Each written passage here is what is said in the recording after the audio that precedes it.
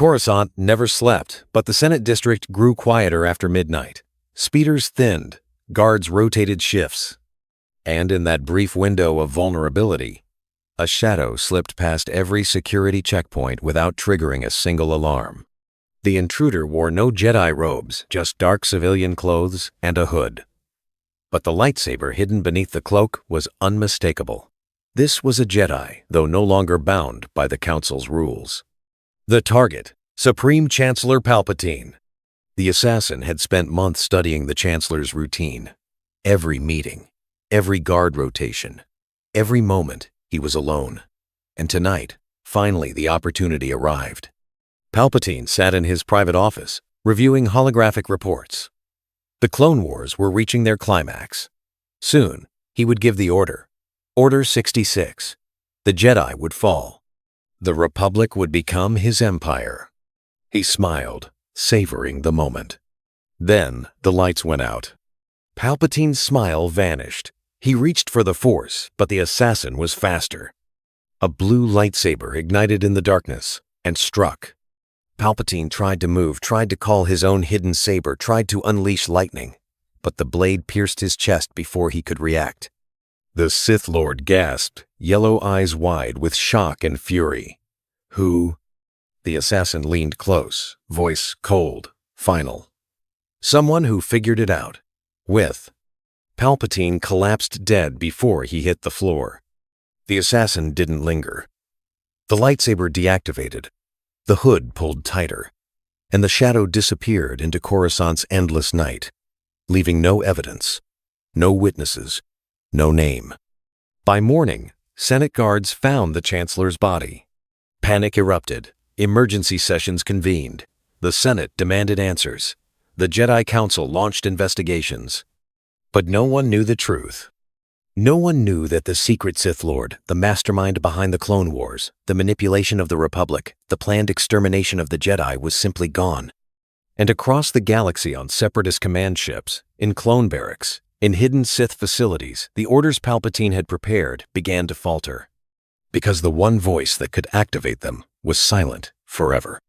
On the invisible hand, Count Dooku felt a disturbance in the Force, sharp, cold, impossible. His master's presence vanished. Dooku's hands trembled, and he realized with creeping dread that he was now alone. The Senate appointed an interim chancellor, Mas Amidala, but he was a bureaucrat, not a manipulator. Without Palpatine's secret commands, the Republic's war machine slowed. Strategies that relied on the chancellor's insight collapsed. Clone deployments hesitated. Admirals waited for orders that never came. The Separatists fared worse. Count Dooku tried to maintain control, but the Separatist Council had always answered to Sidious, not him. Without the Sith Lord's authority, the Trade Federation, Banking Clan, and Techno Union began arguing. Some wanted to push harder. Others wanted to negotiate peace. Dooku held emergency meetings, but his commands lacked Sidious's absolute power. The droid armies continued fighting, but without coordination, without purpose. And the Jedi finally noticed. Yoda sat in the council chamber, eyes closed, reaching deep into the Force. Changed. Something has, he murmured. Lighter. The dark side feels. Mace Windu frowned. The Chancellor's death? Perhaps, Yoda replied slowly. But more than that, a shadow lifted. Obi-Wan Kenobi leaned forward. Do you think Palpatine was involved in something beyond politics? Unclear. It is, Yoda said. Meanwhile, Anakin Skywalker fought on the Outer Rim, unaware that the man who would have twisted him into Darth Vader was already dead. He led the 501st with Ahsoka Tano at his side, winning battles but feeling strangely uneasy. Master, Ahsoka asked one evening, do you feel it? Like the war is slowing down? Anakin nodded. Yeah, it's like the Separatists don't know what they're doing anymore. Ahsoka tilted her head. Maybe that's a good thing. Anakin wanted to agree, but something felt wrong, like the galaxy was holding its breath. On Coruscant, Padme Amidala mourned Palpatine publicly, but privately, she felt relief. The Chancellor had always unsettled her. And now, with him gone, maybe the Senate could finally negotiate real peace. She placed a hand on her growing belly, still early, still secret. Maybe her child would be born into a galaxy without war. But on Sereno, Count Dooku made a decision.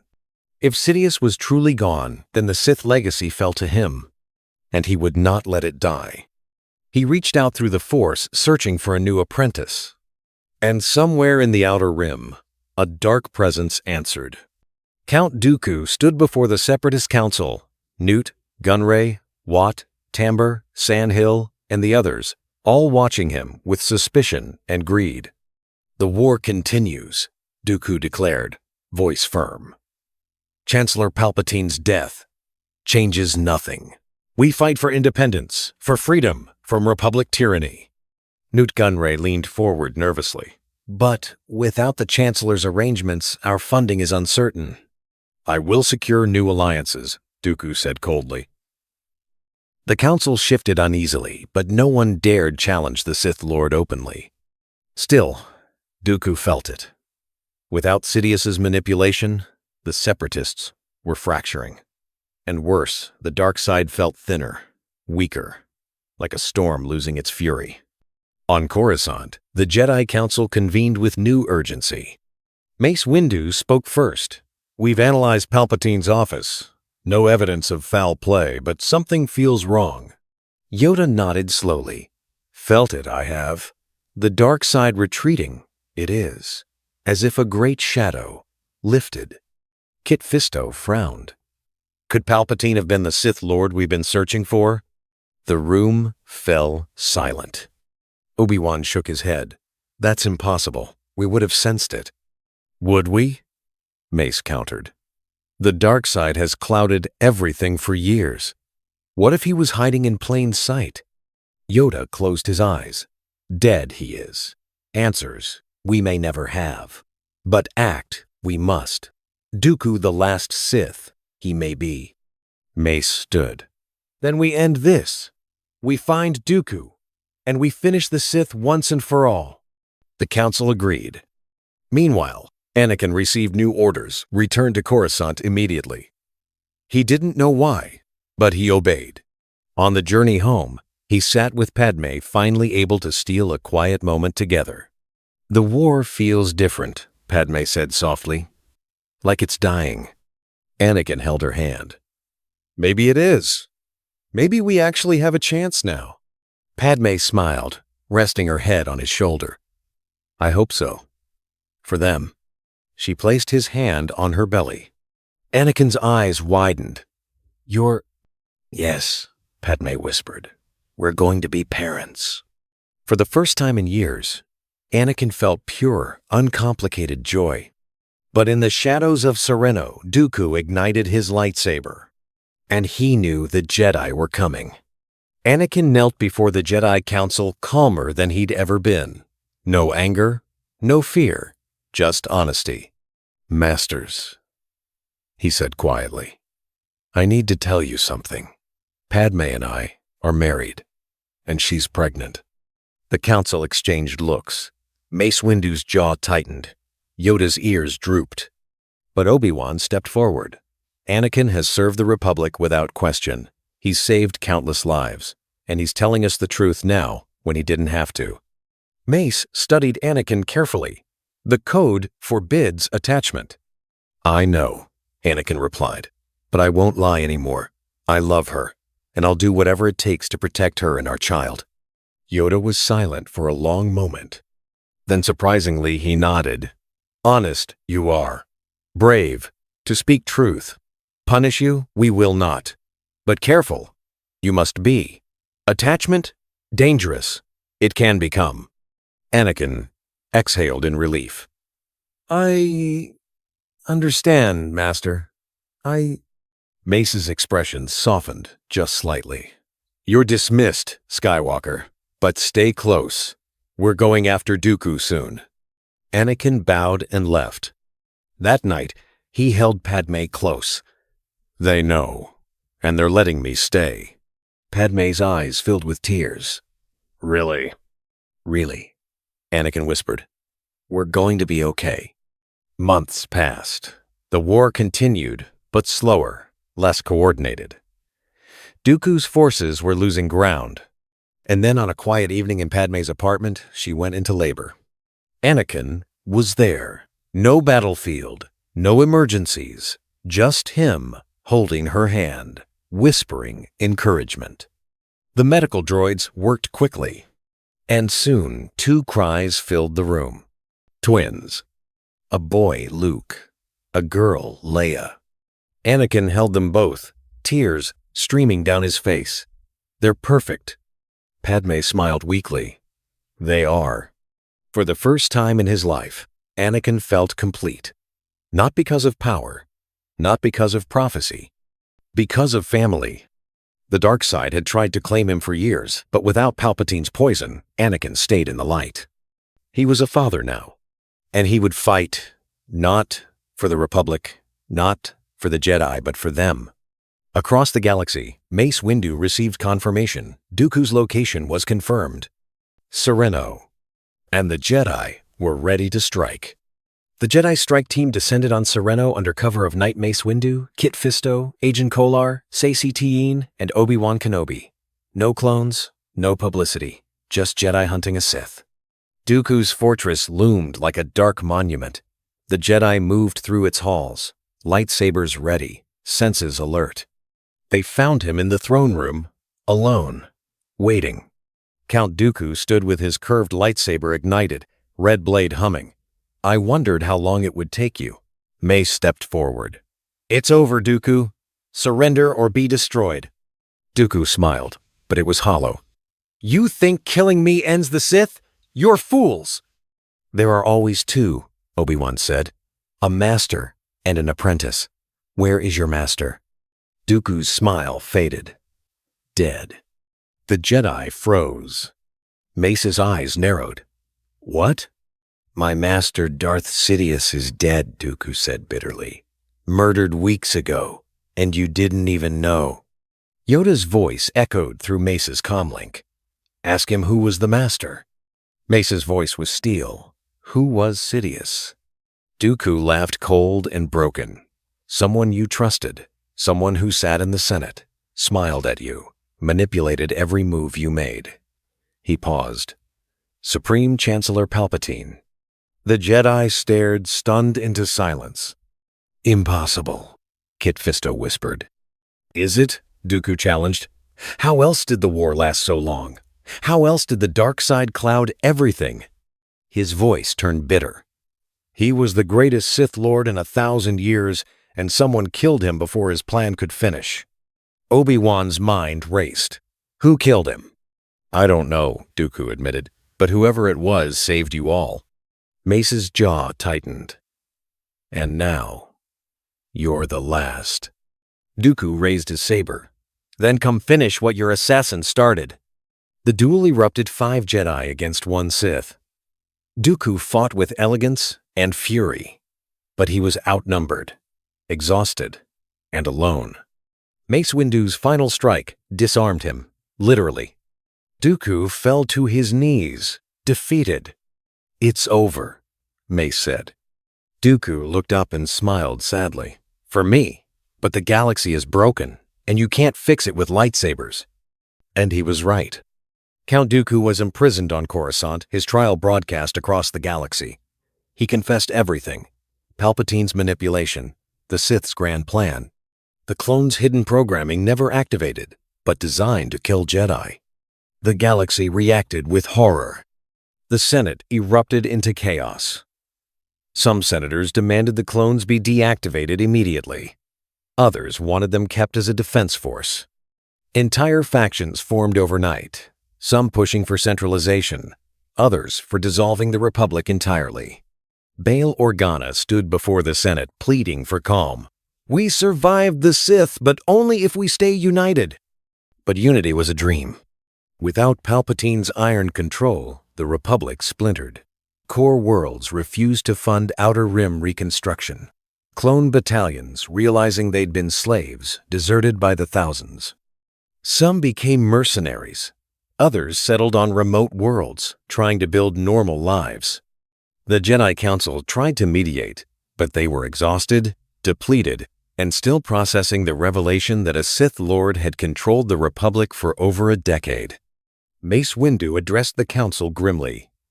"We stopped the Sith. But we can't stop politicians from tearing each other apart." Yoda nodded slowly.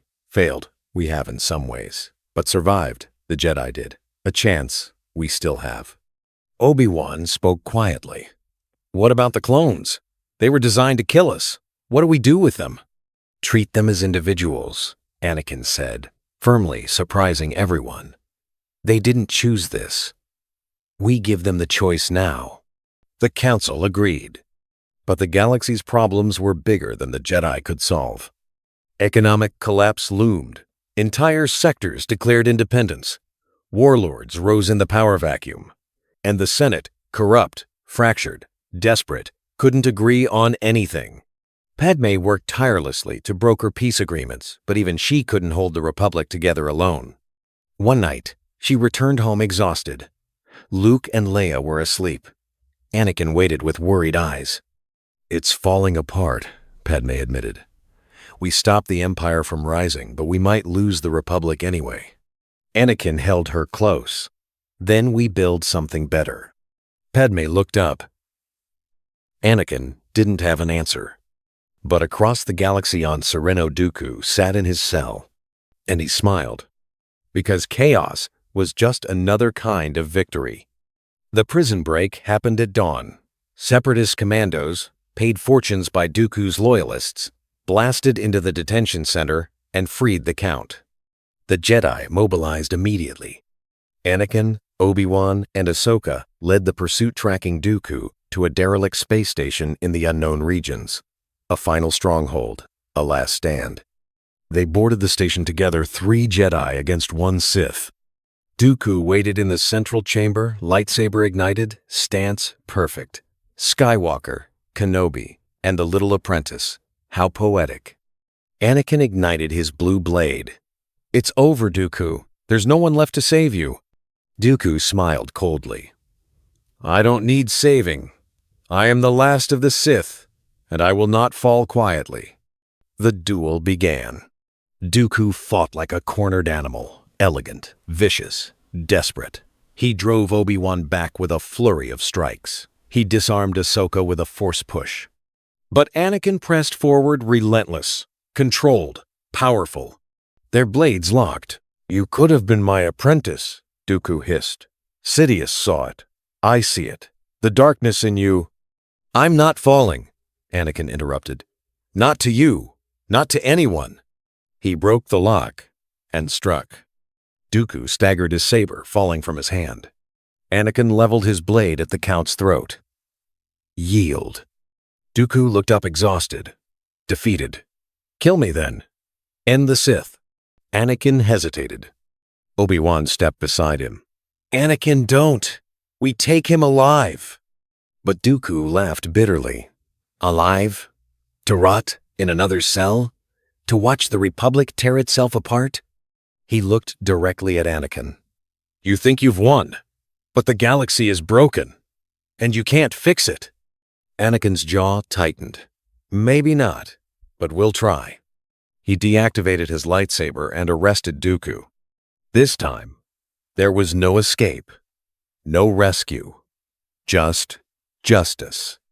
Dooku was returned to Coruscant, tried, and sentenced to life imprisonment.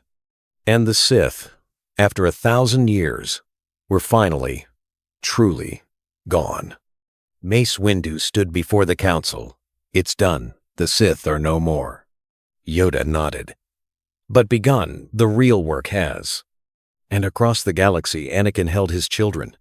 The Sith were dead. But the galaxy needed rebuilding. And the Chosen One was ready. The Jedi Temple stood whole. No Order 66, no Purge, no Empire. But the galaxy outside was fractured, chaotic, and desperate for leadership.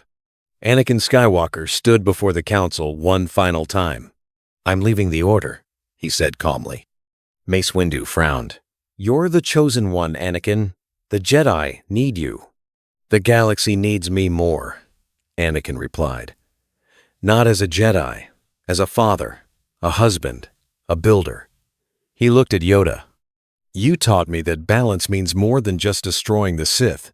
It means creating something better." Yoda's eyes softened.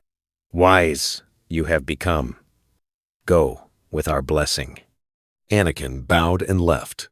He joined Padme, informing the New Republic Council, a coalition of senators, Jedi advisors, and former clone commanders working together to rebuild. It wasn't perfect. Debates raged. Compromises were hard. But it was real. Bail Organa led economic reform. Mon Mothma negotiated planetary treaties. Padme drafted new laws protecting clone rights and limiting executive power. And Anakin, no longer bound by the Jedi Code, used his influence to bridge gaps between factions. He spoke to clone veterans. He mediated disputes. He built trust. Slowly, painfully, the galaxy began to heal. Luke and Leia grew up in a world without an empire. Anakin trained Luke in the Force not as a weapon, but as a protector. Leia followed Padme into politics, fierce, brilliant, unstoppable. The Jedi Order reformed too smaller, humbler, more connected to the people they served. Ahsoka became a council member. Obi-Wan trained new Padawans, and the code rigid for so long began to evolve.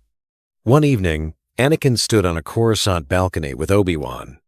"Do you ever wonder who killed Palpatine?" Obi-Wan asked. Anakin nodded. "Every day. Whoever it was saved us all." Anakin smiled. "Maybe they're still out there, watching." Obi-Wan chuckled. "Maybe." They stood in silence, watching the city heal. The galaxy wasn't perfect. It never would be. But the Sith were gone. The Jedi survived. And Anakin Skywalker, the Chosen One, had brought balance. Not through destruction, but through hope. And somewhere in the shadows of Coruscant, a hooded figure watched the skyline. Mission complete. The end.